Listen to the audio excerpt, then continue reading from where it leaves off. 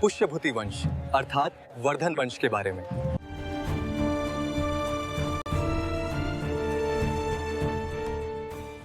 कल्पना कीजिए 7वीं शताब्दी का भारत।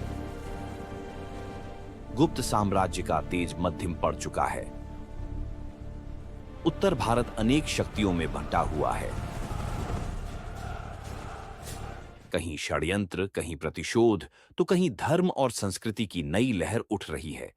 ऐसे ही समय में हरियाणा के थानेश्वर की भूमि पर एक वंश जन्म लेता है, पुष्यभूति वंश, जिसे इतिहास में वर्धन वंश के नाम से जाना गया। कुरुक्षेत्र की पवित्र धरती पर बसे थानेश्वर में एक शैव उपासक राजा पुष्यभूति ने छोटे से राज्य की नींव रखी। वह शायद नहीं जानता था कि उसके वंश का एक उत्तराधिकारी आगे चलकर उत्तर भारत का सबसे शक्तिशाली सम्राट बनेगा। उसके बाद नरवर्धन, आदित्यवर्धन जैसे शासकों ने परंपरा को आगे बढ़ाया, लेकिन इस वंश को वास्तविक शक्ति मिली प्रभाकर वर्धन के हाथों। प्रभाकर वर्धन ने स्वयं को परम भट्टारक महाराजाधिराज की उपाधि दी। हूणों और अन्य शत्रुओं को परास्त कर उसने वर्धन वंश की स्वतंत्र पहचान बनाई। प्रभाकर वर्धन की पत्नी यशोमती से 2 पुत्र, राज्यवर्धन और हर्षवर्धन, तथा एक कन्या राज्यश्री उत्पन्न हुई। राज्यश्री का विवाह कन्नौज के मौखरी राजा गृहवर्मण से हुआ। सब कुछ शांत था, परंतु इतिहास को शायद कुछ और ही मंजूर था। मालवा के राजा देवगुप्त ने कन्नौज पर आक्रमण किया। गृहवर्मण की हत्या कर दी गई और राज्यश्री को बंदी बना लिया गया। जब यह समाचार थानेश्वर पहुंचा तो राज्यवर्धन क्रोध से भर उठा। उसने देवगुप्त को परास्त कर मार डाला, लेकिन लौटते समय गौड़ नरेश शशांक ने छल से राज्यवर्धन की हत्या कर दी। शशांक शैव धर्म का अनुयायी था। इसने बोधि वृक्ष को कटवा दिया। 16 वर्ष का एक युवक अपने भाई की लाश, बहन का अपमान और राज्य की जिम्मेदारी सब एक साथ उसके कंधों पर आ गिरे। वह युवक था हर्षवर्धन। 606 ईस्वी हर्षवर्धन थानेश्वर की गद्दी पर बैठा।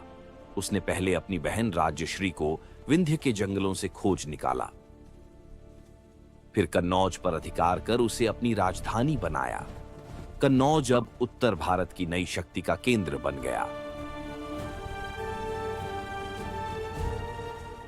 मैं हूं बाणभट्ट। मैंने हर्षचरित की रचना की और मैंने हर्षचरित में हर्ष को सर्व चक्रवर्ती कहा। मैं हूँ चीनी यात्री वेनसांग। मैं हर्षवर्धन के शासनकाल में भारत आया और मैंने हर्ष को पंच भारत का स्वामी कहा। मुझे यात्रियों में राजकुमार, नीति का पंडित एवं वर्तमान शाक्य मुनि कहा जाता है। मैं नालंदा विश्वविद्यालय में पढ़ने एवं बौद्ध ग्रंथ संग्रह करने के उद्देश्य से भारत आया था। अब आप कमेंट करके बताएं कि नालंदा विश्वविद्यालय की स्थापना किसने की थी? उत्तर भारत हर्ष के अधीन आ चुका था,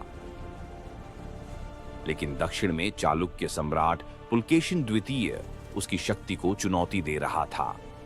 नर्मदा के तट पर युद्ध हुआ। इतिहास गवाह है, हर्ष को पराजय मिली, परंतु यह पराजय उसकी महत्ता को कम नहीं कर सकी। वह उत्तर भारत का निर्विवाद सम्राट बना रहा। प्रारंभ में शिव भक्त हर्ष बाद में महायान बौद्ध धर्म की ओर आकर्षित हुआ।